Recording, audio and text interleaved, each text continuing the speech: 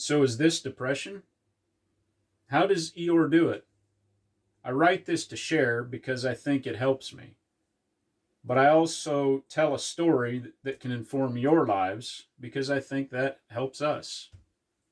Folks, it is bad.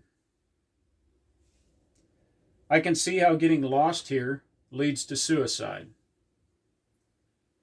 I am always doing the things that anchor me and so am not lost. This is a terrible place, though. Yes, I need your help. So do others who land here and maybe get lost. It is important that we talk about this. Following that post, my friend Patrick and I had a good discussion in the comments. It's obvious here that Patrick has a much matured outlook and shares good wisdom. This is Patrick. I thought about this a while before responding. This isn't a new phenomenon. I think a lot of people feel this distance or numbness, whether they are in touch with it or not. Albert Camus used a phrase, suicide is the original philosophical problem. He doesn't just mean committing suicide. He defines it as giving up mentally, psychologically, and finally, in worst case, physically. Every morning we wake up and decide that today is the day we get up and try again. We decide to eat to sustain our bodies, learn to sustain our minds, love to sustain our hearts. But notice these are all proactivity. We choose to do these things because choice is the only real freedom. The only inherent freedom when the universe literally doesn't care. We can choose to care about it. We are never going to be able to match our goals, desires, emotions with the universe itself. It's just too different from us beings. The scale is too large. So if you're going to quit anything, quit caring that what the universe outside your reach wants from you. It doesn't care if you can't feel bad about your problems, but that is kind of cool in its own way. You are small, but your problems are equally as small. So as long as you keep making choices, even your mistakes will be small.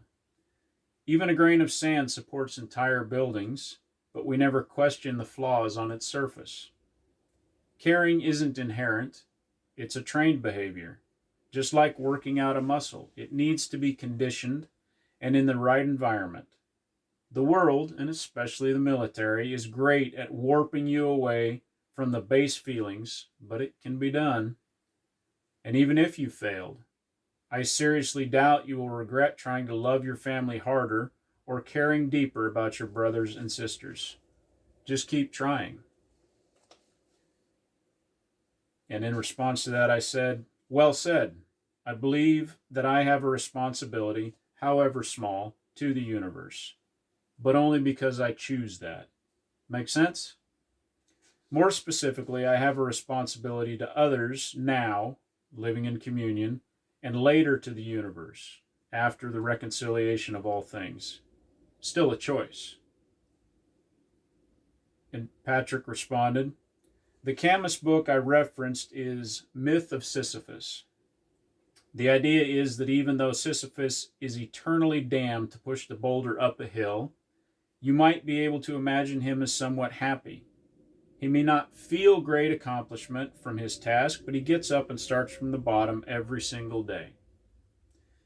No matter how pointless it seems, it is his purpose in life, and he always chooses to push that boulder up the hill. There is no promise of redemption, just more work. But it's like being deployed at a back base. You know what the routine is going to be. You follow along and manage whatever issues arise, and you are free from making every minute choice. I think it's weird to want to live forever. Why devalue time? Western culture is all about prolonging life, and it's no longer a question of can we, but should we. Eastern philosophy is much more about making a short life as impactful as possible, be it by easing or bearing suffering. When I die, I'll probably be one of the least missed. No family, no kids, few friends, don't talk to my neighbors. I'll be that guy that just stops posting on the internet one day. I feel zero responsibility to the universe. In fact, it probably owes me a drink or two for the cards it dealt me. But that's all right. I'll get up and do my bullshit every day until I just can't. I can find a reason. Anyone can. And I responded to Patrick, I only know a bit of your story. Today I hear you. Where is hope? That's what I look for in everything. It's hard to find sometimes, but I refuse to accept pointlessness. I rage against any bully, and the universe is one. I believe the point is outside of time, and so I willingly endure work and suffering inside of time. It readies me for what is next. I think we approach the end in parallel, though different vehicles. I do worry about where you find hope, though. I'm not here to save you. I just remember and care. Peace. And Patrick responded, Pascal is the one that said that hope is kind of irrelevant, and at his most pessimistic says that hope is actually the weight that crushes you. Like, you can hope the wind will come and clear out your driveway, or you can grab a leaf blower and just friggin' do it. Hope is a non-factor when it comes to actual results.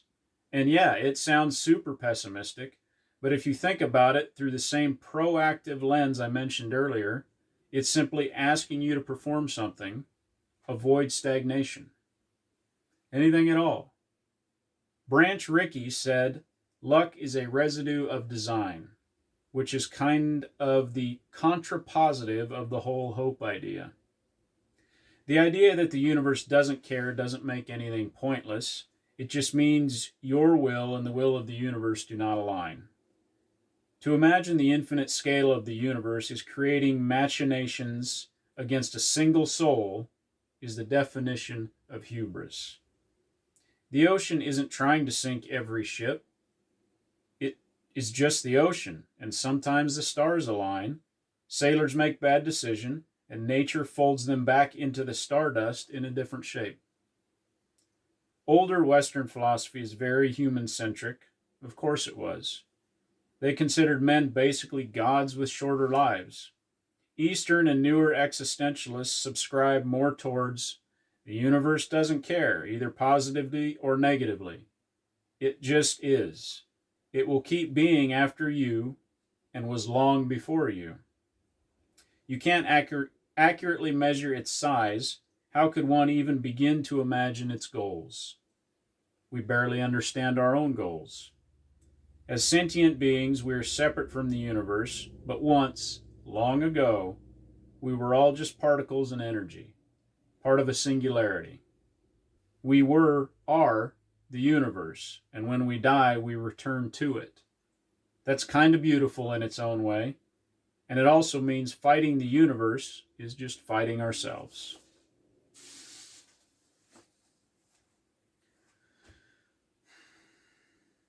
Folks, I still believe hope is a choice. Anecdotally, I've noticed that hope is useful to those who have a faith, and not so useful to those without a faith. And I'm not judging. Patrick is encouraging toward a good end. Keep doing the work. I have another friend who says, love is a verb. I will add one specific for us.